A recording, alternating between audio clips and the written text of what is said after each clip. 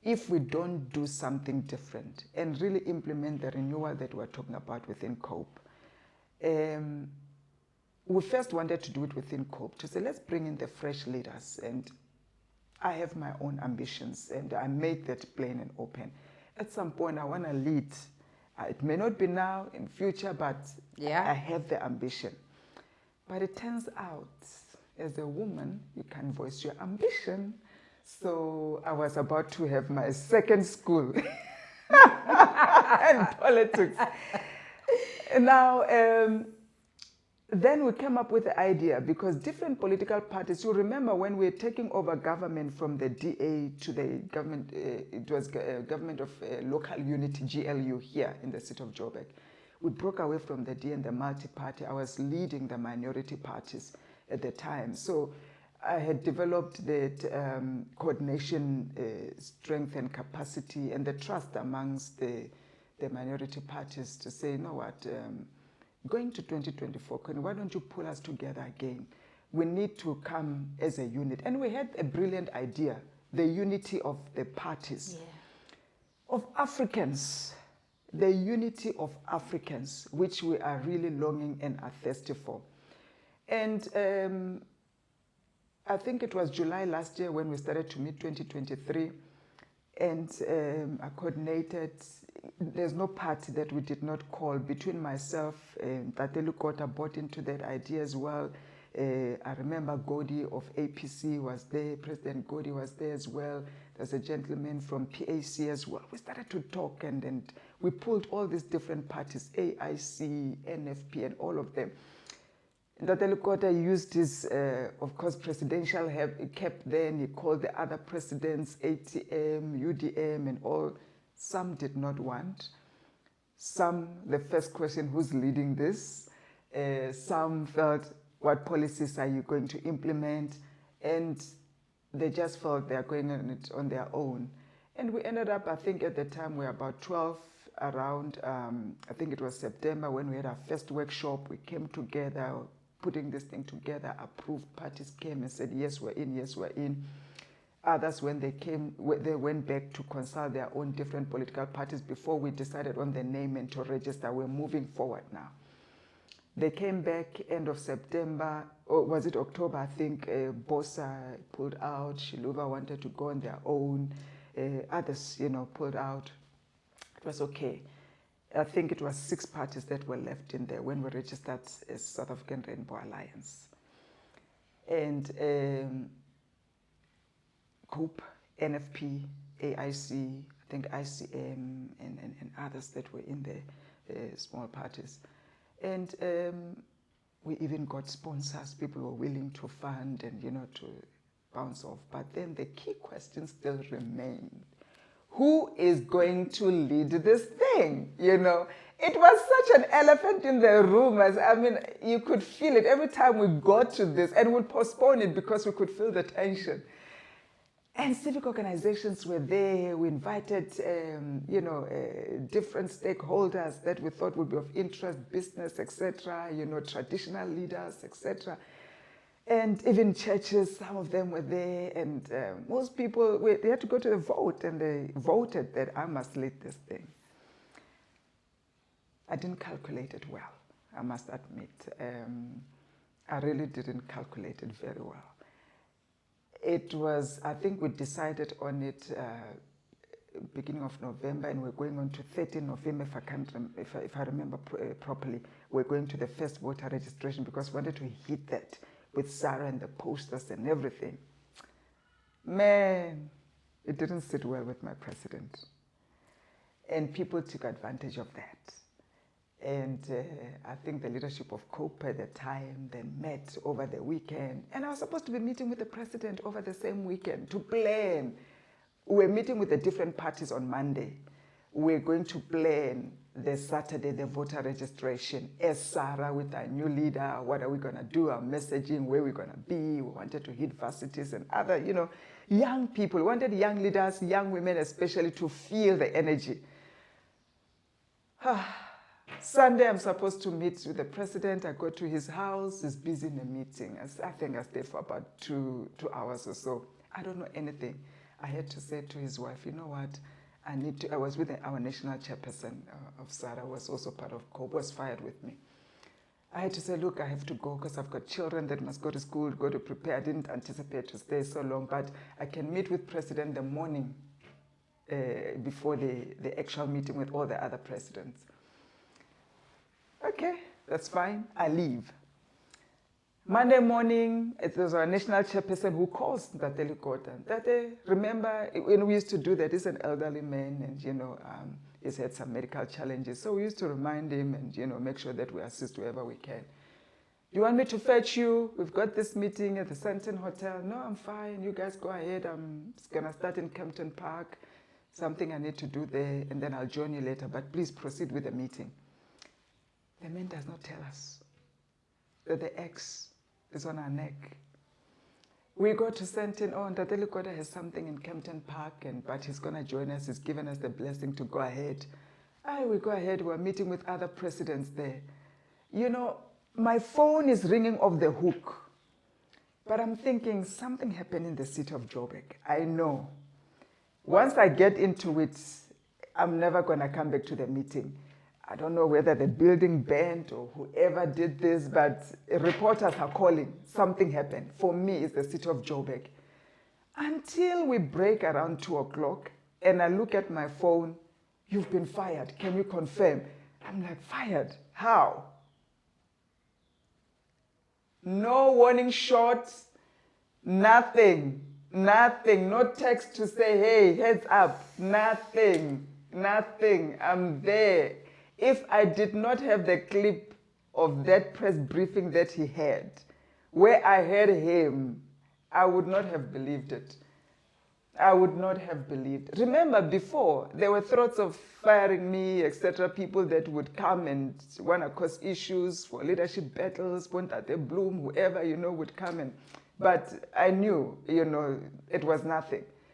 But when I saw him, and I'm thinking, what has happened? All of us were shocked, all the other presidents there. All right, guys, you've reached the end of part 1. To watch part 2, you have to be part of the MOYA community, which is paying less than 20 Rand a month. So not only do you subscribe, can you just press the join button there, put in your banking details, so that every month you're paying your tithe. So those of us who are within, let's go to part 2. There we go. The people of South Africa have spoken on the policies that they want. They want their land back. They want African unity. They want the Amakhosi Yabo to be recognized. All of those things that speak of African unity, African democracy, that's what the people are resonating with. The 3 parties that the South Africans voted for, that form 2/3 of the majority, MK, ANC, EFF, they should be governing this nation. Do South Africans really want young, fresh leaders now? No. It's old men. Baba Zuma, Ramaphosa, IFP leader, you name them, bring them on. All of them. Then you go to Gating, Mashaba. It's all these men.